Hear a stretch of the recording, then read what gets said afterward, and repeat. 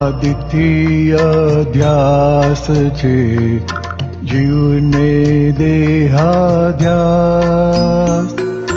મોહી ચિટક્યા રાગ દ્વેષ બેભાનીમય શ્વાસ. મારું શરીર તે હું જ છું, હું વાણી બોલનાર. ખાધું પીધું મેં કર્યું સર્વાંગે એકાકાર. દેહાધ્યાસી માન્યતા પૌદગલિક કરમ. જેવા ચશ્મા દ્રવ્યના તેવા ભાવભરમ. ભ્રાંતિ રોંગ બિલીફમાં દેખે છે વ્યવહાર. કિંતુ કશાઈ ગળતુથી દુઃખાનંદ દેનાર. હું લક્ષ્મી ચંદમાનીને ચાલ્યા બહુ ઊંધું. દાદા પાસે જ્ઞાન લઈ છું ચરણું સીધું. હું શુદ્ધાત્મા ભાનથી ડિસ્ચાર્જર પરિણામ. દ્રષ્ટિ મોહ ઉડી જતા વર્તન મોહ નિકાલ. વર્તન મોહ નિકાલી છે કપડા ઘર આહાર.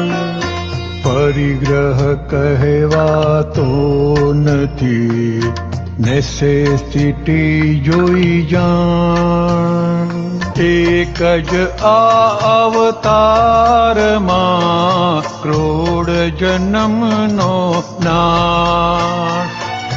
સમજે ત્યાં ઉકેલ છે પાંચ જ આજ્ઞા ખાસ.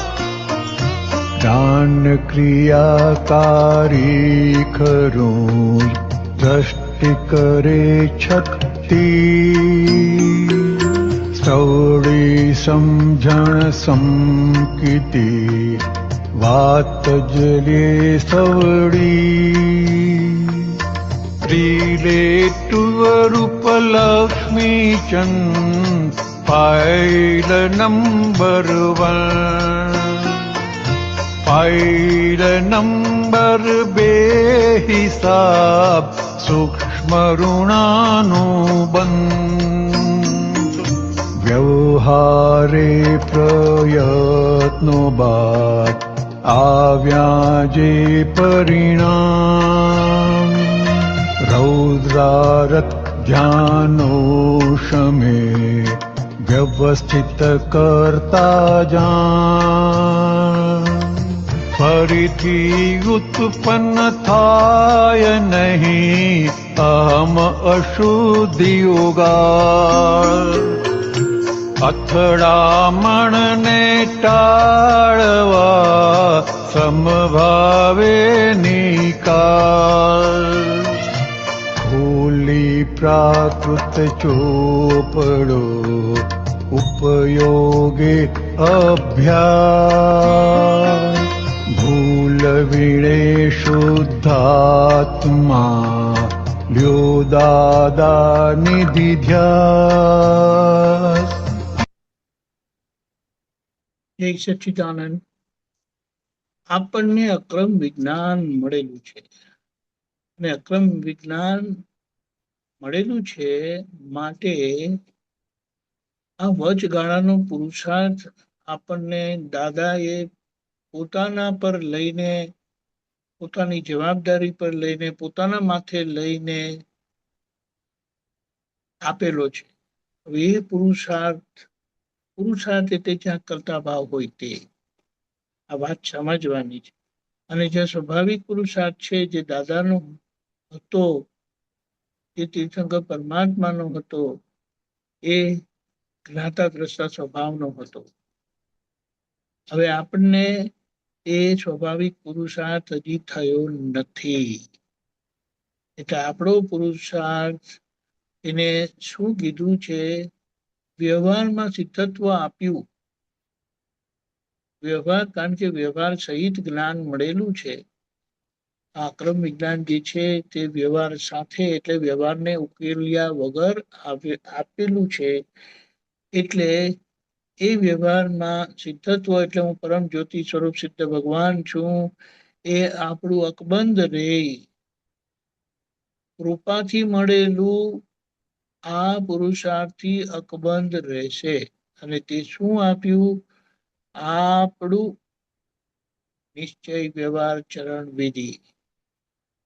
પછી રાત્રિનું નિધિ ધ્યાસન, પછી 5 આજ્ઞા. આ 3 જ વસ્તુમાં આપણો કરતા ભાવ છે. એ સિવાય જે બધું આ વ્યવહારમાં થાય છે, એટલે મન વચન કાયા બુદ્ધિ ચિત્ત અહંકારમાં જે બધું થાય છે એના કરતા વ્યવસ્થિત છે, કારણ કે એ પૂર્વ કર્મના આધારે છે. હવે એનું આપણને અધ્યાસ થઈ ગયો છે, અને તેના લીધે અજ્ઞાન જેવા પરિણામ લાગે, પણ એ બધા પરિણામ ભાષ્યમાન પરિણામ છે. એટલે ભાષે છે. આ જેટલું બધું કીધું ને, કસાય થાય છે ને આમ થાય છે, અજ્ઞાન પરિણામ રહ્યું નથી. અને અજ્ઞાન પરિણામ રહ્યું નથી માટે તન્મયકાળ પરિણામ નથી, નથી, નથી. દાદાના જ સત્સંગમાં વચનો છે કે તન્મયકાળ પરિણામ અજ્ઞાનીને લાગુ પડે.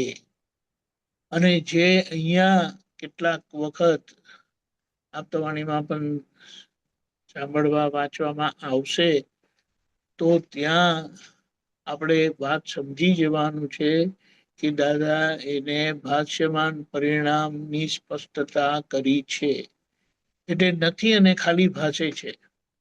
એટલે અહીંયા આ જે આપણને આ 3 પુરુષાર્થ આપેલા છે, ચરણ વિધિ, નિશ્ચય વ્યવહાર ચરણ વિધિ, પછી રાત્રિનું નિધિ ધ્યાસન અને 5 આજ્ઞાઓ, આ 3 વસ્તુ જે આપી છે એમાં આ વ્યવહારને ઉકેલવા માટે, એટલે રહી ગયેલા વ્યવહારનો ઉકેલ લાવવા માટે આપણને વ્યવહારમાં સિદ્ધત્વ અકબંધ રહે એ માટે, એટલે મુક્તતા આપણને અનુભવાય, વર્તાય અને જીવાય એ માટે આપેલું છે. વિકલ્પ કરવાનો નથી. આ સત્સંગનો પરિચય અને આ 3 પુરુષાર્થ જે આપેલા છે એમાં રહ્યા, એની આગળ કશાની જરૂરત નથી.